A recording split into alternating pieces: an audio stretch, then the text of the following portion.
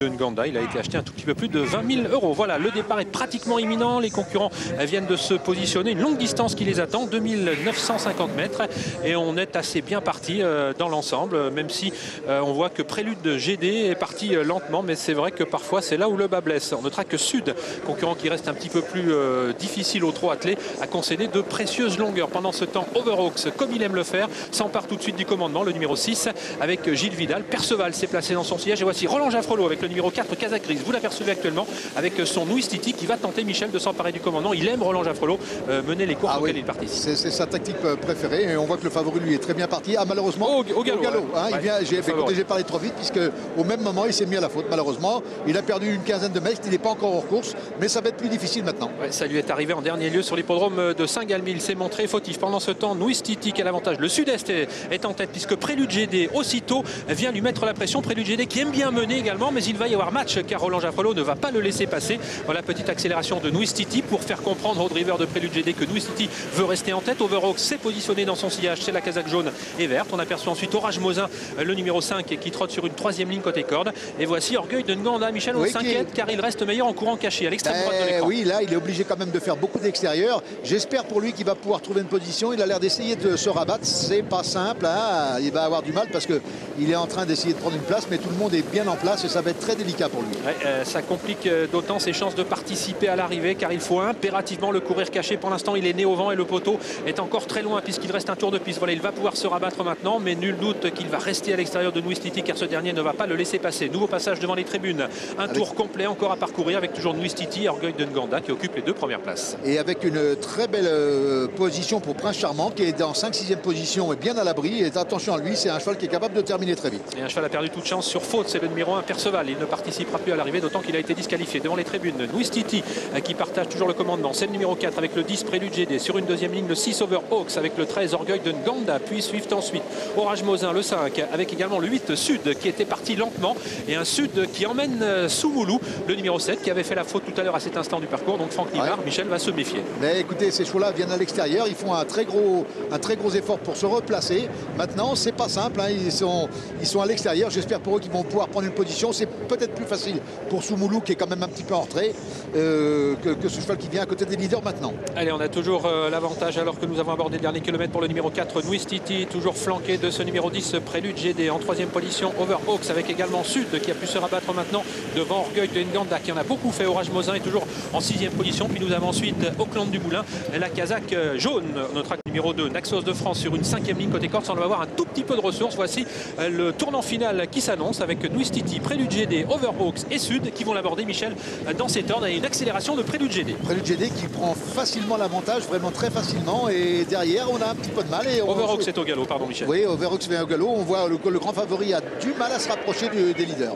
Et Sud qui tient bien sa partie maintenant car il vient à hauteur maintenant de Ouistiti en deuxième position, mais il va falloir refaire le terrain qui les sépare de Prélude GD qui se présente en tête au début de la ligne droite, mais cette ligne droite de Toulouse est interminable.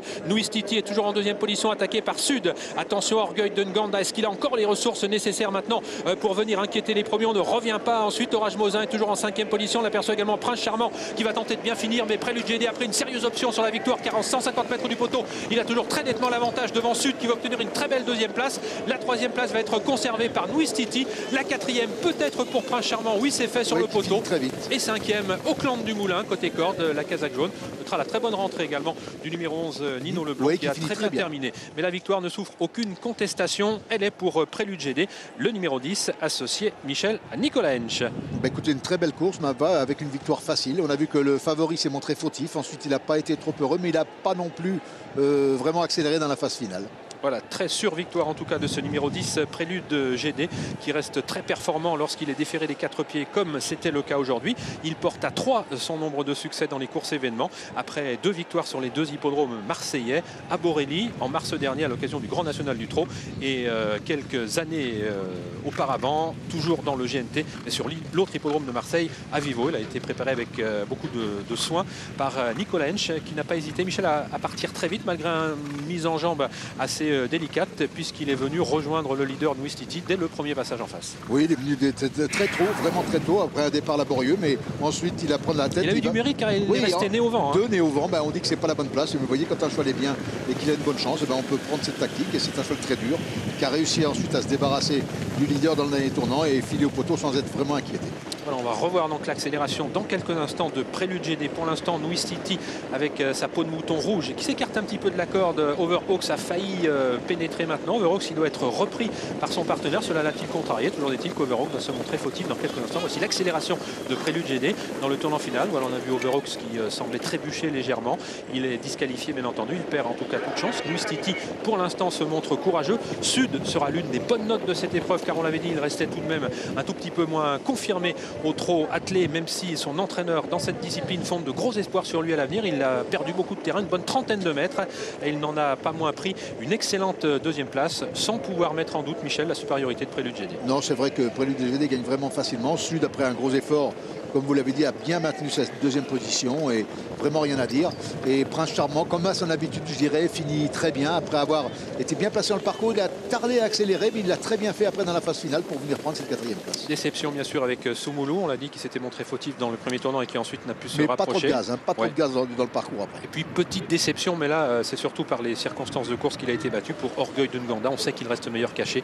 Les circonstances de course en ont décidé autrement puisqu'il s'est retrouvé durant tout le premier tour né au vent. Dès lors, on savait qu'il aurait beaucoup de mal à aller au bout, d'autant qu'ici la ligne droite est très très longue. On revoit d'ailleurs cette phase finale sous un autre angle avec la très sûre victoire de Prélude GD.